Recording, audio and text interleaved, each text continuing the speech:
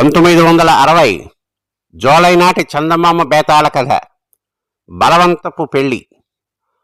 విసుగు చెందని విక్రమార్కుడు తిరిగి చెట్టు వద్దకు వెళ్ళి చెట్టుపై నుండి శవాన్ని దించి భుజాన వేసుకుని ఎప్పటిలాగే మౌనంగా శ్మశానం కేసి నడవసాగాడు.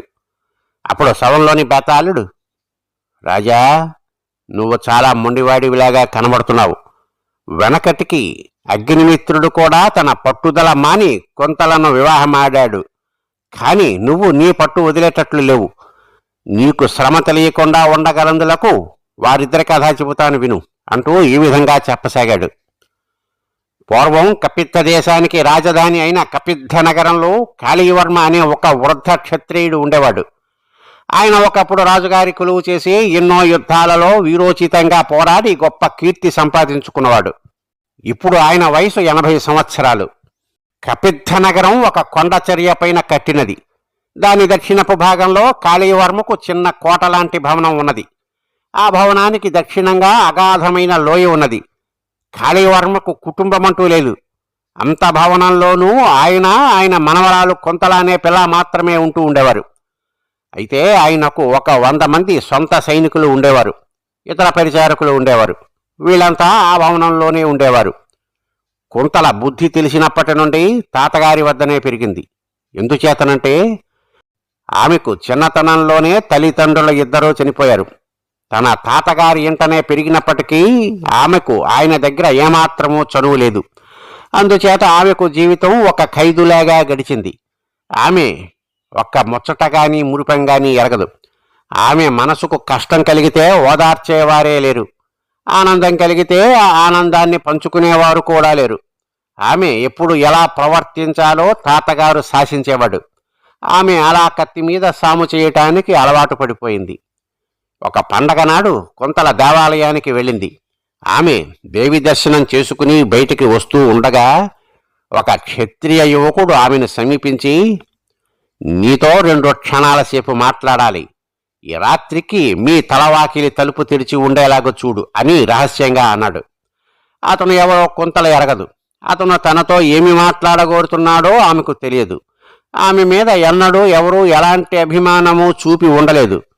ఏ యువకుడు మొట్టమొదటిసారిగా ఆమె పైన అభిమానం చూపిన కారణం చేత ఆమె మనసులో అతని పట్ల కొంత సానుభూతి కలిగింది. అందుచేతనే ఏ యువకుణ్ణి గురించి ఆమె తన తాతగారితో చెప్పదలచలేదు. కాని కాళీవర్మకు ఈ సంగతి వెంటనే తెలిసింది. కుంతల దేవి ఆలయానికి బయలుదేరిన మరుక్షణమే ఆయన తన మనుషులను 3 ఆమెకు తెలియకుండా వెన్నాడటానికి పంపాడు. వాళ్లలో ఒకడు కుంతల కన్నా ముందుగానే ఇంటికి తిరిగి వచ్చి కుంతలతో ఆలయం బయట ఎవరో క్షత్రియ యువకుడు క్షణం పాటు ఏదో రహస్యం మాట్లాడిన సంగతి కాళీవర్మకు చెప్పేశాడు. కుంతల ఇంటికి రాగానే కాళీవర్మ ఆమెను మామూలు ప్రశ్నలు వేసి, తెలిసిన వారు ఎవరైనా కనిపించారా అని అడిగాడు. తాతగారు ఎవరూ కనిపించలేదు. దేవి దర్శనం కాగానే నేరుగా ఇంటికి వచ్చేశాను అన్నది కుంతల. ఆలయం బయట నీతో మాట్లాడిన యువకుడి మాట ఏమిటి అన్నాడు కాళీవర్మ. కుంతల ముఖం వెలవలపోయింది. ఆమె వాలకం చూసి కాళీవర్మ ఆమె దోషి అని రూఢి చేసుకున్నాడు. ఆయన తన మనవరాలితో ఇలా అన్నాడు, బుద్ధి తెలిసిన నాటి నుండి నా శిక్షణలో పెరిగినప్పటికీ నీకు మన వంశం ఎలాంటిదో, మనం ఎంత ఆత్మగౌరవం కలవాళ్ళమో నీకు తెలిసిరానట్లున్నది. నువ్వు నా అనుమతి లేకుండా ఎవరినో ప్రేమించటం ఒక తప్పు. మీరు ఇద్దరూ బహిరంగంగా గుసగుసలాడుకోవడం లోకానికి తెలిసిపోయాక మీకు వివాహం జరగకపోతే అది మరింత పెద్ద తప్పు అవుతుంది. వాడు నీకు తగినవాడు అయిన పక్షంలో ఎవరికీ ఇబ్బంది లేదు. తగినవాడు కాని పక్షంలో అందుకు ఫలితం నువ్వే బ్రతికున్నన్నాళ్ళు అనుభవిస్తావు. నేను కాని మరొకరు కాని నీకు చేయగల సహాయం ఏమీ ఉండదు. చెప్పు, ఎవడు వాడు? వాడి పేరేమిటి? వాడి ఇల్లు ఎక్కడ? ఈ ప్రశ్నలకు కొంతల దిగ్భ్రమ చెంది తనకు ఆ మనిషి ఎవరో తెలియదు అన్నది. చూసావా, వాణ్ణి పెళ్లాడవలసి వస్తుందని అబద్ధాలాడుతున్నావు. నీకు వాణ్ణి ఇచ్చి పెళ్లి చేసి తీరుతాను. కావాలన్నా తప్పించుకోలేవు. వాడు నీతో ఏమని చెప్పాడు అని కాళీవర్మ కుంతలను అడిగాడు. నాతో కొద్దిగా మాట్లాడవలసి ఉన్నదన్నాడు. రాత్రికి తలవాకిలి తలుపు తెరిచి ఉంచమన్నాడు అన్నది కుంతల జరిగినది దాచకుండా. సరే, మిగిలినది నేను చూస్తాను అన్నాడు కాళీవర్మ. తనను ఆ యువకుడికి ఇచ్చి పెళ్లి చేయటంలో తనకు ఏదో శిక్ష ఉన్నట్లు కుంతల భావించలేదు. తన మీద ఇంత అభిమానం చూపేవాణ్ణి ఎవడినైనా సరే పెళ్లాడి ఈ చెరలాంటి జీవితం నుండి బయటపడటానికి ఆమె సిద్ధంగానే ఉన్నది. ఆ రాత్రి దీపాలు పెట్టేవేళ కుంతలను పెళ్లి కూతుర్ని చేశారు. ఒక పురోహితుణ్ణి పిలిపించి పెళ్లి తంతు జరిపించటానికి సిద్ధంగా ఉంచారు. కొద్ది రోజుల క్రితం కపిత్థ నగరానికి అగ్నిమిత్రుడు అనే ఒక క్షత్రియ యువకుడు రాజుగారి కొలువు సంపాదించవచ్చి ఒక తెలిసిన వారి ఇంట దిగాడు. అతను రోజూ నగరం చూడబోయి చీకటి పడేలోగా తిరిగి ఇల్లు చేరుతూ ఉండేవాడు.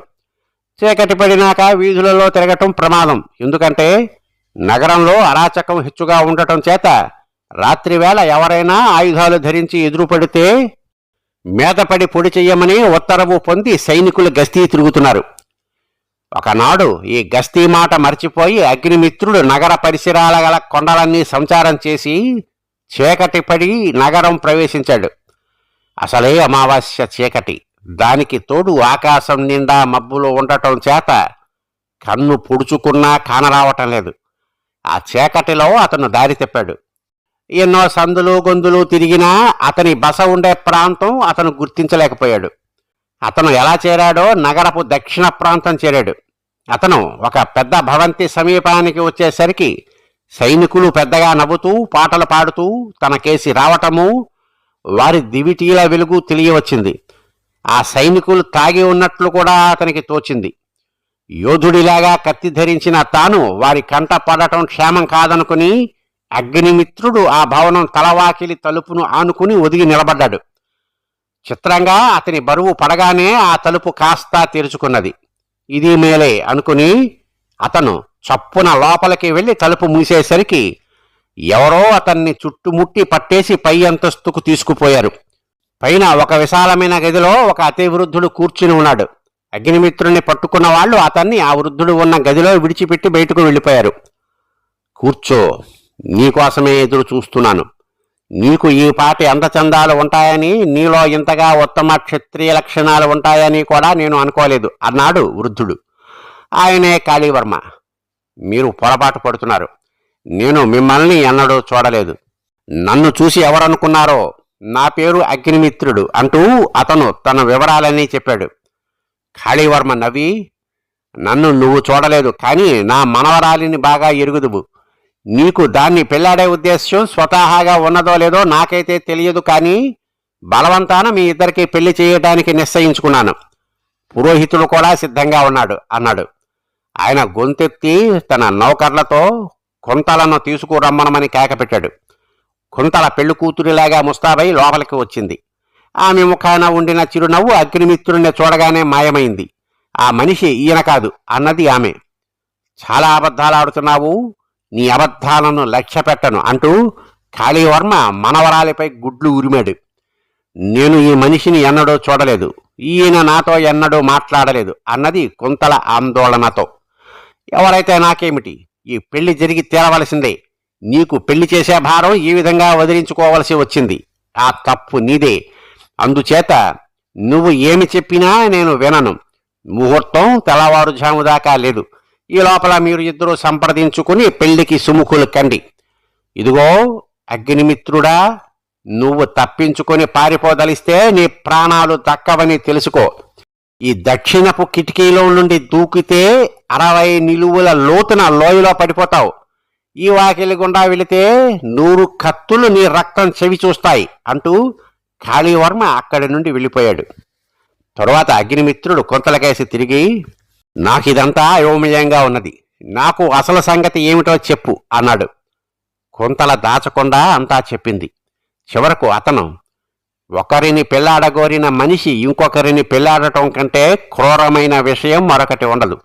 నీకు అలాంటి పరిస్థితి కలగకుండా నా ప్రాణం అడ్డేస్తాను, భయపడకు అన్నాడు. కుంతల ఆపుకోరానంత దుఃఖంతో, నా కోసం మీరు ప్రాణాలు పోగొట్టుకోకండి. నన్ను పెళ్లాడటం మీకు రోత అనిపించకపోతే ఈ పెళ్లికి ఒప్పుకోండి అన్నది. రోత? ఇలాంటి బలవంతపు పెళ్లి కాకపోతే నేను ఎగిరి గంతేసి ఉందును. నీవంటి అందగత్తెను నేను కలలో కూడా చూడలేదు. ఎంతో మంచి హృదయం కలదానివిలాగా కూడా కనిపిస్తున్నావు అన్నాడు అగ్నిమిత్రుడు. అయితే ఈ పెళ్లికి ఒప్పేసుకోండి.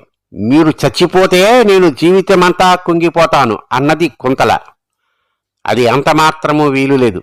నేను ఎవరనుకుంటున్నావు? మహాయోధుణ్ణి. చావును లక్ష్య పెడతాననుకుంటున్నావా? నా పైన జాలిపడి ఎలాగైనా చావు రాకుండా ఉండటానికే నువ్వు నీ ప్రేమను బలి చేసి నన్ను పెళ్లాడతానంటున్నావు. నేను చచ్చిపోతే తప్ప నువ్వు నిజంగా ప్రేమించిన వాణ్ణి పెళ్లాడలేవు. అందుచేత నేను చావటానికే నిశ్చయించుకున్నాను అన్నాడు అగ్నిమిత్రుడు. అలా అయితే నిజం చెబుతున్నాను వినండి. నేను ఆ మనిషిని ప్రేమించలేదు. మనస్ఫూర్తిగా మిమ్మల్ని ప్రేమిస్తున్నాను. మనకు పెళ్లి కాకపోయినా నేను ఇంకొకరిని పెళ్లాడటం కల్లా అన్నది కుంతల. ముహూర్తానికి ముందుగా కాళీవర్మ వచ్చి, ఏం పెళ్లికి ఇద్దరూ ఒప్పుకుంటున్నారా లేదా అన్నాడు. నేను సిద్ధమే అన్నాడు అగ్నిమిత్రుడు. కుంతల సిగ్గుపడ్డట్లు తలవంచుకున్నది. వారిద్దరికీ వివాహం జరిగింది. అగ్నిమిత్రుడికి రాజుగారి వద్ద పెద్ద ఉద్యోగం కూడా దొరికింది. బేతాళుడు ఈ కథ చెప్పి, రాజా, మొట్టమొదట ఈ బలవంతపు పెళ్లికి ఒప్పుకొని అగ్నిమిత్రుడు కుంతల చివరకు ఎలా ఒప్పుకున్నారు? కాళీవర్మకు భయపడేనా? వారిద్దరిలో ఎవరిని ఎవరు మోసం చేశారు? ఈ అనుమానాలకు సమాధానం తెలిసి కూడా చెప్పలేకపోయావో నీ తల పగిలిపోతుంది అన్నాడు. దానికి విక్రమార్కుడు, కాళీవర్మ భయం కుంతలకు లేదు, అగ్నిమిత్రుడికి లేదు. అగ్నిమిత్రుడు నిజమైన క్షత్రియ యోధుడు. అతను బలవంతపు పెళ్లికి ఒప్పుకునే కన్నా చావటానికైనా సిద్ధపడతాడు. కుంతలకు తన తాత చంపేస్తాడన్న భయం ఎప్పుడూ లేదు. వారిద్దరూ మనస్ఫూర్తిగానే పెళ్ళాడారు. ఒకరిని ఒకరు వంచుకోవటం జరగలేదు. ఏ క్షణాన అగ్నిమిత్రుడు తనను బలవంతాన పెళ్లాడే కన్నా చావటమే మేలని నిశ్చయించాడో ఆ క్షణం నుండి ఆమె అతన్ని నిజంగానే ప్రేమించింది. ఎవరో యువకుడు తనతో మాట్లాడతానంటేనే ఎంతో కృతజ్ఞత తెచ్చుకున్న మనిషి తన కోసం ప్రాణాలర్పించేవాణ్ణి ప్రేమించటంలో ఆశ్చర్యం ఏమున్నది? కుంతల అగ్నిమిత్రుణ్ణి ప్రేమించటం ప్రారంభించినాక ఆమె తనను నిజంగా ప్రేమిస్తున్నదని అగ్నిమిత్రుడు కూడా తెలుసుకున్నాడు. వారిద్దరి మధ్య జరిగే పెళ్లి బలవంతపు పెళ్లి కాకుండా పోయింది అన్నాడు. రాజుకు ఈ విధంగా మౌనభంగం కలగగానే బేతాళుడు శవంతో సహా మాయమై మళ్లీ చెట్టెక్కాడు. కల్పితం. స్వస్తి.